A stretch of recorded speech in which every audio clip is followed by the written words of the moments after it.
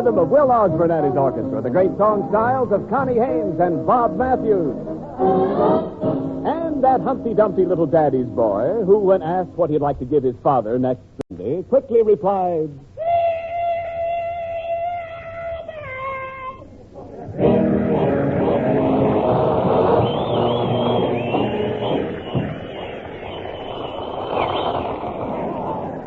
Costello, you got... Come on, lady. No. Costello, you got the wackiest family I've ever saw. Yesterday, they were all walking around the house carrying signs. Well, we got to do that, Abbott. We're picketing the kitchen. Picketing the kitchen? What for? Shorter hours between meals and longer spaghetti. And another thing, Costello, I noticed that you've got 3 police dogs sleeping in your parlor. When did you buy them? We didn't. Them police dogs, they don't belong to us, Abbott. Then what are they doing in your parlor? The finance company put them there to watch the furniture. Costello, all right, look, please. How can you have all your relatives living with you? We put bleachers in our guest room. Oh, please. What a bunch. I notice your Uncle Artie Stebbins has a very bad cold. How does that happen? Well, you see, Uncle Artie sleeps with his pet skunk. And at 2 o'clock in the morning, the skunk got up and opened the window. No, that's ridiculous.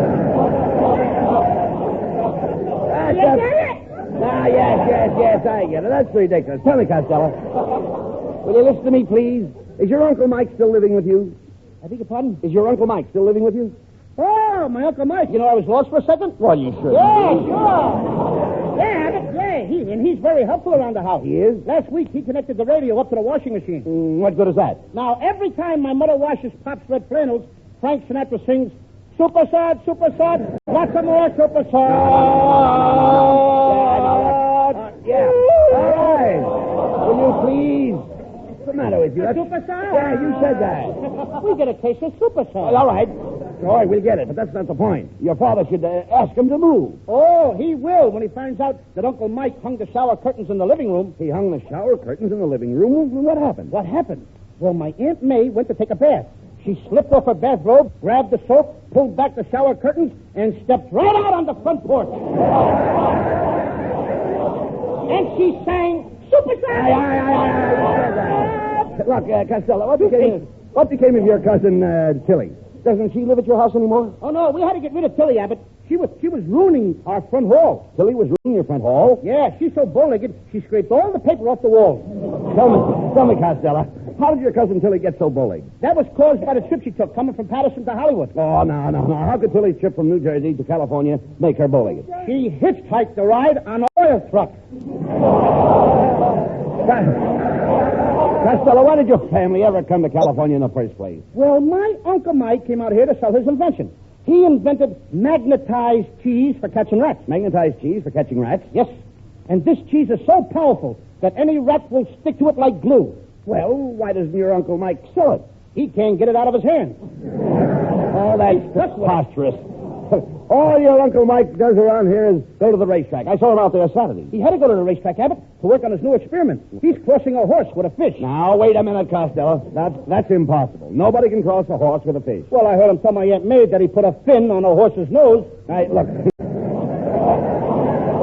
Costello, you're an imbecile. Why do you continually insist on showing your ignorance? What's the good of having ignorance if you can't show it? You are even dumber than your Uncle Mike. Why did your Aunt May ever marry him? She married Uncle Mike because she reminded her of her first 7 husbands. Your Aunt May had 7 husbands, and they were all like your Uncle Mike? What a gamble she took with love. Yeah, she finally hit the jerk pot. The judge. Costello, I sympathize with your father, living with that bunch of parasites. What did you say? I said your relatives are parasites. That's a lie. They are not parasites. They're Americans just like you and me. Oh, Costello, why don't you do something to make your father happy? Look, why don't you go out and get a job? Oh, I couldn't do that, Abbott, because I promised my mother I would never hurt anybody's feelings. Your getting a job couldn't hurt anybody's feelings? It could hurt mine. Besides, I tried to get a job in the Air Force as a bombardier, but they turned me down. Yeah, I don't believe that. Okay, I'll read you this letter they sent me. Here it says, right here. Dear Lou Costello, we cannot use you in the Air Force as a bombardier. The general listened to your program last Thursday night, and he said Costello may be all right on the radio, but how do we know he can raise those eggs from 10,000 feet? Ah, get him out of here. Get him out.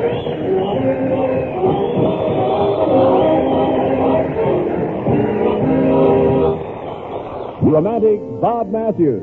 With Will Osborne and the orchestra, Bob sings, There's No You. I feel the autumn breeze. It steals across my pillow as soft as a will-o'-the-wisp. And in its song there is sadness because there's no use along the autumn tree. How softly they're sighing, 'cause summer is dying. They know that in my heart there's no gladness because there's no use. The park that we walk in and the garden we talk in, how lonesome they seem in the fall.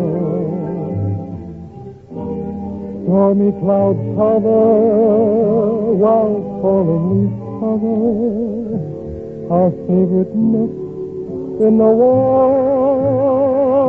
In spring we'll meet again.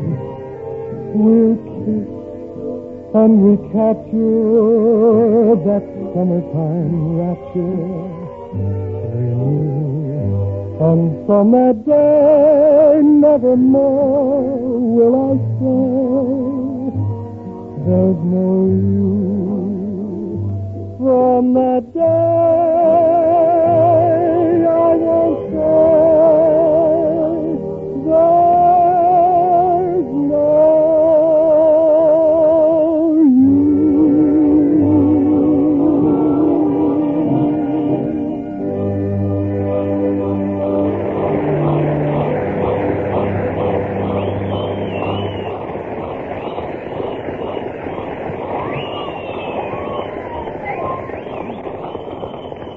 Well, Costello, there's a taxi. Call him.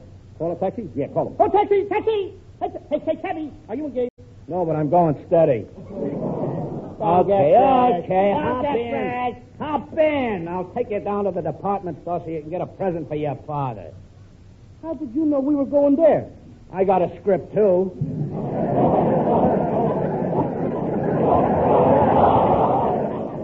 If your father wasn't my landlord, I'd fire you off this show tonight, brother. Oh, yeah? Yeah. And if I wasn't bigger than you, I'd punch you right in the nose. It so happens that I am bigger than you. That's a better reason. Oh, come on, Costello. Let's go before the store closes.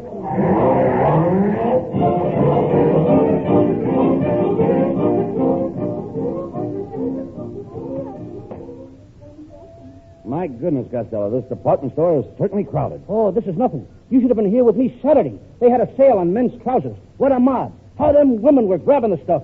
One little short woman in back of me kept hollering, I gotta get some trousers for my husband. I gotta get some trousers for my husband. Did you get them? She must have. I went home without my pants. I beg your pardon, Saturday boy. Aren't you Lou Costello? Yeah, that's me.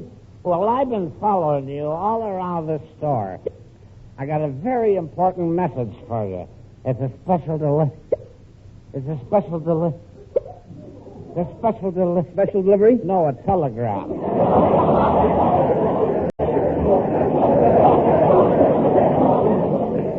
And it's 50 cents collect. Okay, here's the 50 cents. Thanks. I'll sing it to you. Happy Father's Day to you. Happy Father's Day to you. Happy Father's Day to you. Lucas the Hill. Lucas the Hill. Lucas the Hill. Lou Costello. No, Bud Abbott.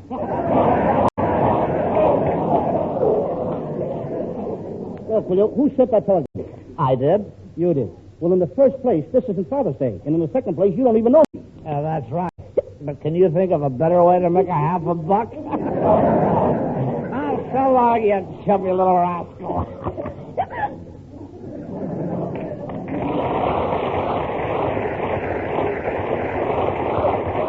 Well, that's what you get for talking to strangers, Costello. But come on. We've got to find a present for your father. Hey, wait a minute. There's the undies department, and I need some.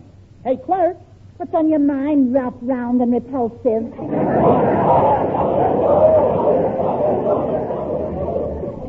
I'd like to see some underwear that would fit me. Who wouldn't? They got funnier lines than me. For your information, Tubby, this is the ladies' lingerie department, and I am a Model C. A Model C? You look more like a Model T.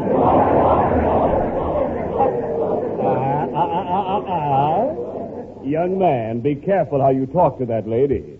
She may be a woman. Boy, this show is suffering from too much help. Hey, Abbott, fire that guy. Oh, we can't. The Manpower Commission froze him to this job. Yeah, well, remind me to defrost him in the morning. Hey, Costello, there's the notion counter over there. Maybe we could get something there, huh? Oh, look at that girl behind the counter. Won't she be beautiful?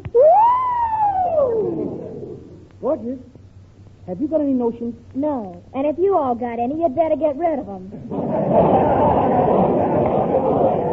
My father is a store detective, and he's 6 feet 5 inches tall. He weighs 270 pounds. And yesterday, a fresh guy like you flirted with me, and my daddy bashed his head in. Now, what do you want? Gloves, socks, or handkerchiefs? I'll take an aspirin. Hey, look, Costello. Now, there's something that would be very nice for your father. A nice, soft pillow, filled up with down. Up with down. Well, certainly. You see that pillow up there? That's down. How can it be down if it's up there? You dummy, I'm not talking about where it is. I'm talking about what it is. The pillow is up, but it's down. It's up, but it's down. Abbott, are we both looking at the same pillow? Of course, that pillow up there. Then you admit that the pillow is up. Certainly it's up, but it's down. Look, I've been watching that pillow and it ain't moved yet. It's still up there. That's right. You just said it was down. How did it get down? It didn't get down. It is down. It's always been down. That pillow is down even when it's up. One of us is nuts, brother. That pillow is down, Costello. You get down off a duck's back. That's a lie. I never even got up on a I didn't say you got up on a duck's back. I said you get down off a duck's back. How can I get down off a duck if I never got on a duck? Please, You don't listen. get off a duck's back if you don't get on it. Yeah, now listen, you dummy. When I say the pillow is down, I don't mean down like in the direction down. I mean down like the kind of down you get when you get down off a duck's back. And that kind of down can be up or down, and it's still down. Oh, when you say the pillow was down, you don't mean down like the direction down. You mean down like the kind of down you get when you get down off a duck's back, and that kind of down can be up or down, and it's still down. Now you've got it. Oh, I got it. I don't even know what I'm talking about. Get him out of here.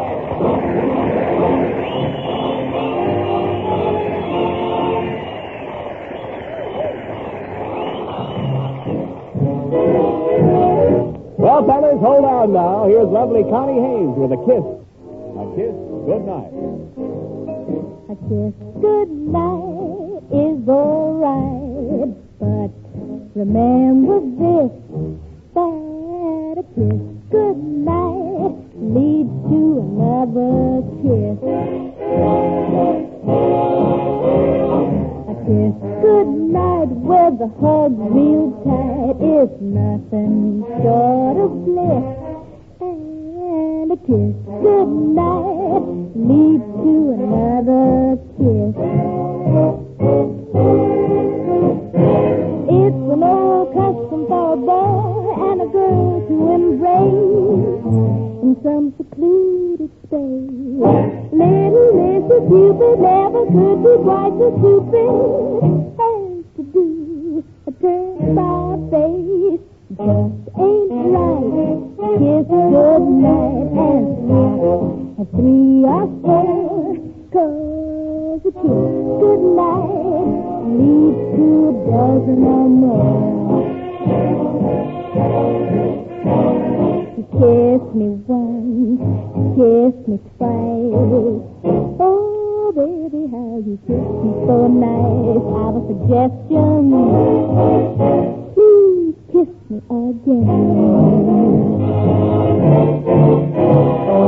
It's an old custom for a boy and a girl to embrace in some secluded space. Little Mr. Cupid never could be quite so stupid as to do a turn-about face. Just ain't right.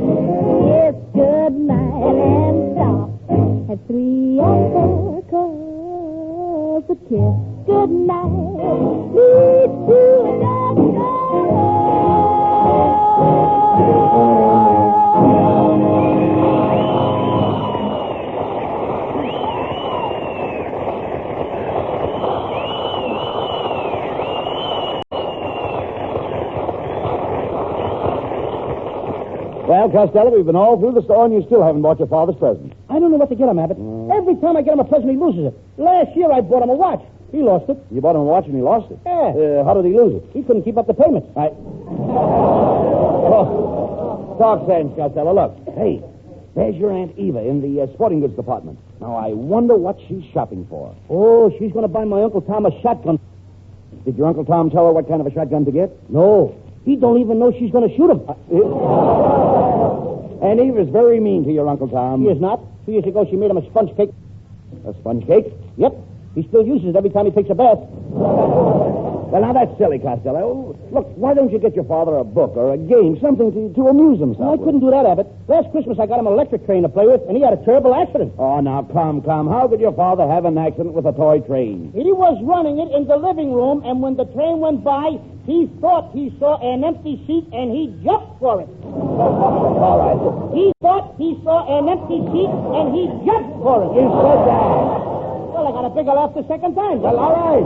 Say it again, then. I don't care. He thought he saw an empty seat, and he jumped for it. All right, look. You know seats are tough to get. Yeah, all right, look. Wait a minute. I've got an idea. Why don't you get him something to wear? How about a full dress suit? Oh, you know my father ain't a fancy dresser. Well, your mother should make him dress up. Dress up? Why, my mother has to sprinkle tacks around the house to get him to wear shoes. Costello, there must be something that your father needs. I got it. I know exactly what he needs. What is it? I'll get him a vest with rubber pockets. What does your father need a vest with rubber pockets for? Because when he eats out, he always likes to take home the wet tea bags.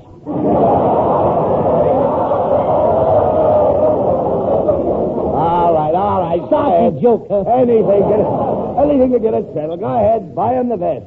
And now, Costello, if you're going to step out with your father, you should get yourself a new suit. All your clothes look terrible. I can't help it. I wish I had somebody to pick up my clothes for me.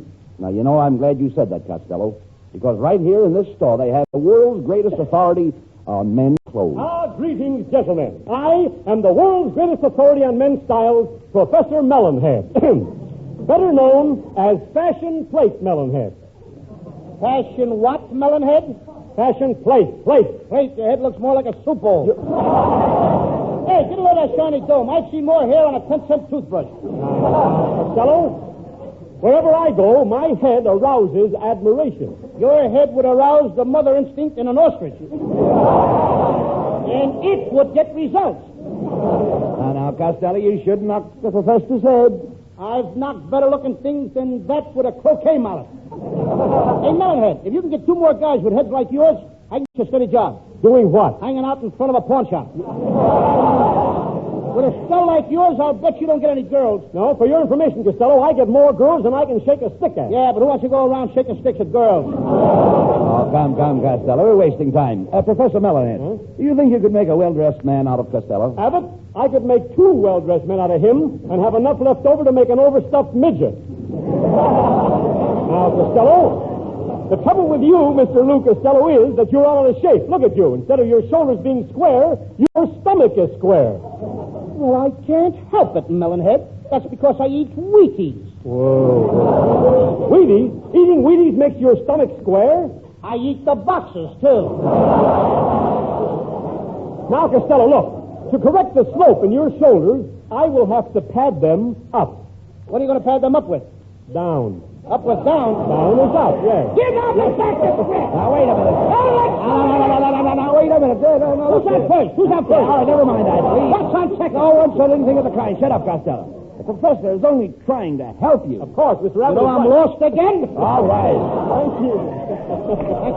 Thank you. Go right ahead, Professor. Thank you.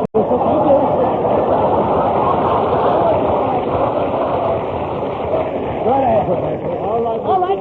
Who talks? I do. Mr. Abbott is right. It's